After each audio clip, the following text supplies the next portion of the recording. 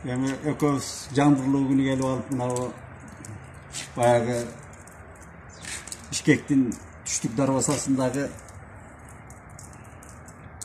жеңиш паркында сүйлөшүп атабыз. Жаңбырды сагындык да, жер сагынды, жайлата жаабады эле, жарыктык жаңбыр эми жаап атат. Мына жери жашарып атат кайрадан. Эми ушул күндөрү мына Кыргыздын да көңүлү көтөрүлүп, кечээ балбан кыздары мына Европадан, Даниядан утуп келбедиби? Эмеден, Норвегиядан утуп келдиби? Дүйнөлүк чемпион болуп келишти.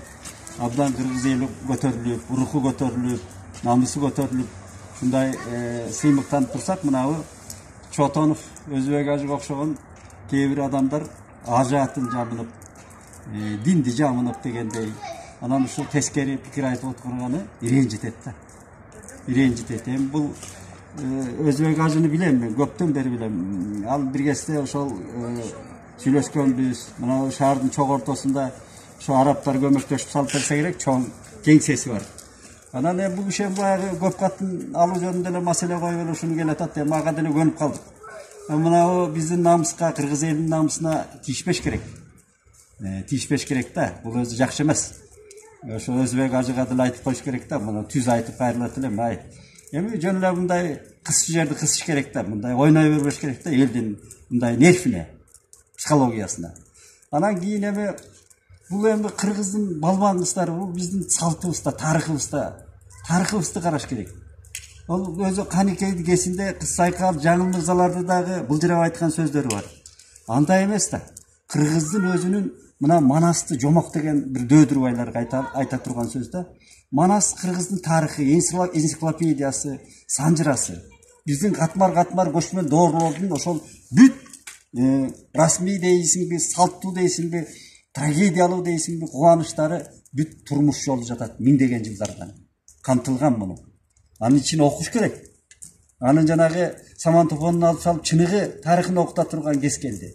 Методикасын табыш керек. Аны таппай карайлап келатабыз да. Анан эми ошондон бери келгенде кыз сайкалды айт. Андан берилеп келгенде Наалыжын айт. Андан берип келгенде мына көз катарын берген Жаңыл Мырза кечөөкү 17-18 кылымдын ортосунда өттү. Андан келгенде Курманжанды аткан Алайская царица деп дүйнөгө аты чыккан киши. Мына кечөөкү эле Орто Азия тарыхында биринчи жолу биздин мына Розеже Отунбаева президент болгону. Бул кыргыздын эркиндиги. Бул кыргыздын байыртан келаткан демократиялык ошол касиеттери. Мына бу эгемендик деген 30 жылда алалчы. Эгемендик деген 30 жылда эстир баягы жалаң айдама, жалаң ушу белен эмеге көндүрүп койгон, жалаң креслого көндүрүп койгон эстир жоюлганда эркектер эмне кыларын билбей калды. Эми эркек намыс көрдү соода кылганды. Аны кызыл кулак дечи ата бабабыз. Анан кайран аяз аты ошондо. Биздин кыргыз аяз атынан мотор болуп, локомотив болуп көчөгө чыкпадыбы? Ошондон бери эле аялдар багып келатат. Мына кыргыздын миграциясы да аял желек болуп жүрөт ошол жакта да. Тентип тербеген деп миграция деген тентүү деген сөз. Ошол жерде мына Москвада күйүп өлдү го кыздарыбыз, Кандай ачуу жаш келет көзгө. Ошолордун тагдыры бизди ойлондурат да. Ойлондуруш керек да биз. Жигит катары, эркек катары кыргыздар бир чыйыр алыш керек да. Мына анан кыздарыбыз көкөлөтүп атат. Мына алтын медаль алып, дүйнөлүк чемпионатта казактардан канча спортсмен барыптыр? Кыргыздын 3 кызы тең медаль менен келди. Бажак болуп келди деп казактар дуулдап атат бизге. Анан бир оосун алып жетпеген эми ажылардын далайын көрдүк да биз. Арабтардын акчасын алып, ошого мечиттерде отуруп алып, сүркүлдөп отуруп алып, ошол арабтарды жаман сүйлөгөн кишилер бар. Баарыбыз мусулманбыз. Кудай дейт кыргыз, баарыбызга тең ортоп. Мухаммед пайгамбар баарыбыздын пайгамбарыбыз. Намазды окуйт, аны намазды окуп атам, жетиги мындай кылып атам деп аны жар салыш керек. Ар кимдин өзүнүн жеке иши ал. Кудайга сыйынуу деген. Мына мен да мусулманмын. Анан аны бетке кармап алып, анан ошо динге муфтийлердин чынында көрдүк да. Кыргыздын мына Нураке Назарбаевдин айтканы бар. Казак деп атат. Казак сен улуттук рухуңдан ажырабай, тамырыңдан ажырабай, казак мусулман бол дейт. Мына казактар ыктады ошого. Көбү ушу казактар азыр молдолордо тарыхын айтып баштайт. Биздин Чубак ажы мына маркум болуп калган. Өтүп кетти го. Чубак ажы кайран Чубак ажы абдан окумалуу киши болгон. Ошол киши Манасты айтчу. Манастын тарыхын айтып суроо бергенде жана биздин каада салттарды, тарыхтарды кошуп сүйлөчү абдан билимдүү киши болгон. Анан калган молдокелер, ажылар ушул кишиден үлгү алыш керек эле. Анан эми тескери сүйлөп.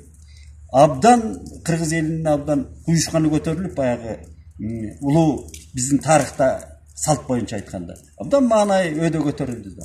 Мына көчө жигитибиз дагы эми ал күмүш медаль алып калыптыр. Жигиттер да чыгат эртең.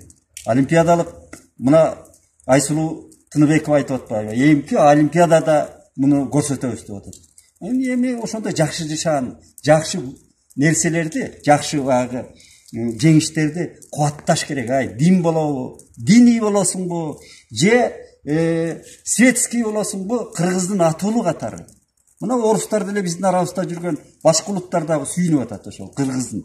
Мен ошол кошуналарым орустар, корейлер, ошолор сүйүнүп бизди куттуктап, бири-бирибизди куттуктап. Анан эми ушул бир жанагыдай агымдар бар бизде. Ушул мусулманчылыктын да көп агымдары бар. Мен буларды изилдеп жүрөм да. Ай, бир ортокко келиш керек. Кыргыз деген ошол улутуна карабай, жынысына карабай, диний көз караштарына карабай, кыргыз деген, Кыргызстан деген желектин алдында, гимндин алдында же болбосо ошонун идеологиясына бирге турган кез келди да. 21-кылым мына пандемия деген солкулдап турат дүйнөнү. Империялар солкулдап турат да.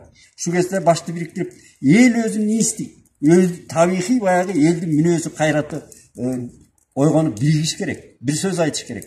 Жанагыдай ушундай жаштарыбызды колдош керек. Мына миллиондогон долларлар жумшалат башка мамлекеттерде. Спортко мизерный эле акча жумшалат бизде. Ошондон чыгып атат мына.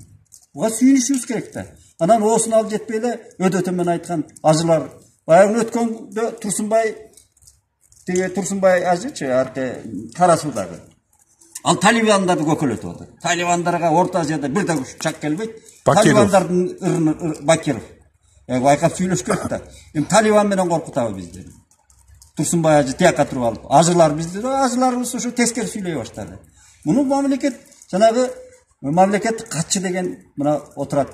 Ошол идеология дегенди колго алыш керек. Кыргыздын алакандай чачырап кетпеш керек көп жерге. Өдөтөмөн сүйлөй бер. Шуну айталы дедик да.